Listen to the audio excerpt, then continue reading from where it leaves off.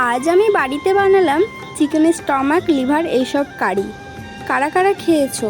যারা খাওনি একবার আমার এই রেসিপিটা দেখে বাড়িতে বানিয়ে খেয়ে দেখো, খুব ভালো লাগে খেতে। চিকেনের থেকেও মনে হবে এইসব খেতে বেশি ভালো লাগে। আর এই রান্নাটা আমি করেছি, সেই পুরো ভিডিওটা আমি তোমাদের সাথে শেয়ার করছি। এই চিকেনের স্টমাক কারিটা তোমরা রুটি, লুচি, পরোটা যে কোনোর সাথে খেতে পারো, ভাতের সাথেও খেতে পারো। আমি এটা কিভাবে বানালাম সেই ভিডিওটা তোমাদের সাথে শেয়ার করব। নমস্কার, বাঙালি রান্নাঘরে সকলকে স্বাগত জানাই। বড়দের প্রণাম আর ছোটদের ভালোবাসা জানিয়ে আবারও একটা নতুন ভিডিও নিয়ে চলে আসলাম। সবাই কেমন আছো? আমিও বেশ ভালো আছি। আজ রবিবার, সকাল থেকে বাকি রান্না বান্না সব হয়ে গেছিলো। তারপরে বাজার থেকে নিয়ে এসেছিলো চিকেনের এই সব মাংসগুলো, সেগুলোকে ভালো করে কেটে ধুয়ে আমি এদিকে রেডি করে নিয়েছি। আর এইদিকে আমি মশলার জন্য আদা, রসুন, পেঁয়াজ, টমেটো, শুকনো লঙ্কা আর পরিমাণ মতো জিরে দিয়ে আমি সেটা পেস্ট করছি।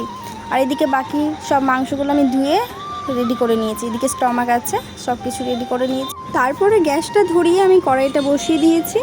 তারপরে দিয়ে দিলাম পরিমাণ মতো সাদা তেল। তেলের পরিমাণটা আমি বেশি দিয়েছি। ফোড়নে দিলাম একটা শুকনো লঙ্কা আর একটা তেজপাতা আর অল্প পরিমাণে গোটা জিরে। সেইগুলোকে লাল করে একটু ভেজে নিয়ে এবার আমি কুচনো করে কেটে রাখা পেঁয়াজটা দিয়ে দিলাম। পেঁয়াজটা যখন দেখতে পেলাম একটু লাল লাল করে ভাজা হয়ে গেছে, আমি একটু পরিমাণে একটু চিনি দিয়েছিলাম যাতে কালারটা খুব সুন্দর হয়। আর পেঁয়াজটা ভাজার জন্য, নরম করার জন্য আমি দিয়েছিলাম 1 চামচ লবণ। ভালো করে পেঁয়াজটাকে লাল করে ভেজে আমি সেই বেটে রাখা পেস্টটা দিয়ে দিয়েছিলাম।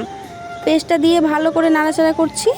ভালো করে নাড়তে নাড়তে এদিকে আমি তারপরে দিয়ে দিলাম পরিমাণ মতো লবণ। লবণটা বুঝে দিতে হবে যেহেতু আমি আগেই দিয়েছিলাম। আর পরিমাণ মতো হলুদটা দিয়ে আমি ভালো করে কষাচ্ছি। আমি এখানে লঙ্কা গুঁড়োটা ব্যবহার করব না, কারণ আমি পুরো রান্নাটাই শুকনো লঙ্কাটা দিয়েই করছি। পেস্টে আমি শুকনো লঙ্কা দিয়েছিলাম। তারপরে আমি ভালো করে কষাতে কষাতে আবার পরিমাণ মতো কিছুটা অল্প পরিমাণে জল দিয়ে আবার আমি মশলাটাকে ঢাকা দিয়ে দিয়ে কষাচ্ছি। যতবার কষাচ্ছি ততবার ভালো করে তেলটা বেরিয়ে আসছে মশলা থেকে। দেখো, বারবার আমি মশলাটাকে কষানোর পরে যখন আমি মশলাটা একদম ভালো করে তেল ছেড়ে গেছে, তারপরে আমি মাংসের সেইগুলো স্টমাকগুলো দিয়ে দিলাম। এবার সেইগুলোকে দিয়ে আমাকে ভালো করে নাড়াচাড়া করে নিতে হচ্ছে। তারপরে আমি আবার ঢাকা দিয়ে দেব। এইভাবে রান্নাটা করতে হবে বেশ 20 থেকে 25 মিনিটের মতো। বারবার গ্যাসের ফ্লেমটা মিডিয়াম করে রেখে তারপরে বাকি রান্নাটা ইউজ করতে হবে। দেখো, রান্নাটা ঢাকা দিয়ে দিয়ে করছি। আমি এখানে প্রথমে জল ব্যবহার করছি না, প্রথমে মশলাটাকে ভালো করে মাংসের সাথে কষাচ্ছি। দেখো, বারবার কষাতে কষাতে কি সুন্দর তেল ছেড়ে যাচ্ছে মাংস থেকে। আর মাংসটা অনেকটা পরিমাণে সেদ্ধও হয়ে গেছে। দেখো কতটা পরিমাণে তেল ছেড়েছে। এই সময়ই তোমরা চাইলে একটু গরম মশলা বা মিট মশলা ব্যবহার করতে পারো। আমি এই মাংসতে মিট মশলা ব্যবহার করি না বলে আমি দিলাম না। আমি ভালো করে দেখো আমি কষাচ্ছি, এই জলটাও টেনে যাবে কষাতে কষাতে। আবার দেখো তেল ছেড়েছে। তোমরাও কি এরকম স্টমাক কারি এরকম বাড়িতে এরকমভাবেই বানাও, না তোমাদের রেসিপিটা অন্যরকম, সেটা আমাকে কমেন্ট করে জানাতে ভুলো না। আমিও চেষ্টা করব সেরকমভাবে আবার রান্না করার। আমি এইভাবে করি আর খেতে না অপূর্ব হয়। হ্যাঁ, তোমরা রুটি লুচির সাথে এটা খেতে পারো, এটা বেশি ভালো লাগে। আমি এটা ভাত দিয়ে খাওয়ার জন্যই করছি। রাতে ইচ্ছে হলে রুটি করব, তাহলে রুটি দিয়েও হয়ে যাবে। আর তারপরে দেখো কষাতে কষাতে আমি এর মধ্যে বেশ কিছুটা পরিমাণে জল দিয়ে দিলাম।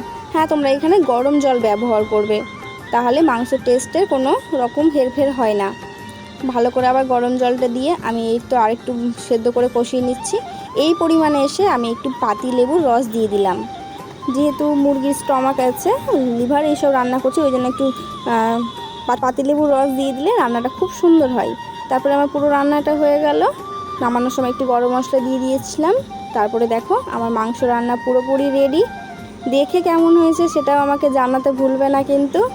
আর খেতে তো অবশ্যই খুব সুন্দর হয়েছিল। তোমরা একবার বাড়িতে বানিয়ে খেয়ে দেখতে পারো, তাহলে আমাকে কমেন্ট করে জানাতে তোমরা বাধ্য হবে যে না, খুব সুন্দর হয়েছে খেতে। আমি আজ ফার্স্ট টাইম না, এই রান্নাটা আমি এর আগেও অনেকবার করেছি। আর আমাদের বাড়ির সবাই এটা খেতে খুব ভালোবাসে। মাংসের থেকেও মনে হয় এইসবই বেশি ভালো লাগে খেতে। আর মাংসের পা খেতে কারা কারা ভালোবাসো জানি, অনেকেই খেতে ভালোবাসো। এদিকে আমি এটা দুপুরের জন্য রেখে দিয়েছি, ওটা রাতের জন্য। আমার শাশুড়ি মা খাবে না মাংস, সেই জন্য তার জন্য ডিমের অমলেট করে নেবো একটা। সেহেতু বাকি রান্না সব কিছু হয়ে গেছে, শুধু ডিমের অমলেটটা করলেই হয়ে যাবে। ভালো করে গ্যাস ট্যাস মুছে আমি কড়াই টড়াই মেজে নিয়ে তারপরে আমি গ্যাসটা ধরিয়ে আবার ডিমের অমলেটটা করার জন্য বসালাম। ডিমের অমলেটটা করার জন্য আমি এদিকে কুচনো করে পেঁয়াজ কেটে নিয়েছিলাম আর লঙ্কা, তার মধ্যে লবণ দিয়ে আমি অমলেটটা করে নিচ্ছি। অমলেটটা যখন এই পাটটা পুরো ভাজা হয়ে গেল, আমি সাদা তেলেই ভাজলাম। একটু তেলের পরিমাণটা বেশি দিলে অমলেটটা ভালোভাবে ফুলে যায় আর খেতেও খুব ভালো হয়। তারপর দেখো আমার অমলেটটা পুরোপুরি ভাজা হয়ে গেল আর দুপুরে রান্নাও রেডি, এবার খেতে দেব।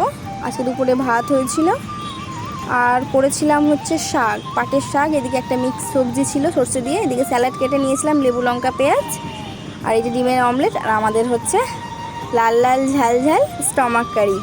শুধু স্টমাক নেই, আরও অনেক কিছু আছে।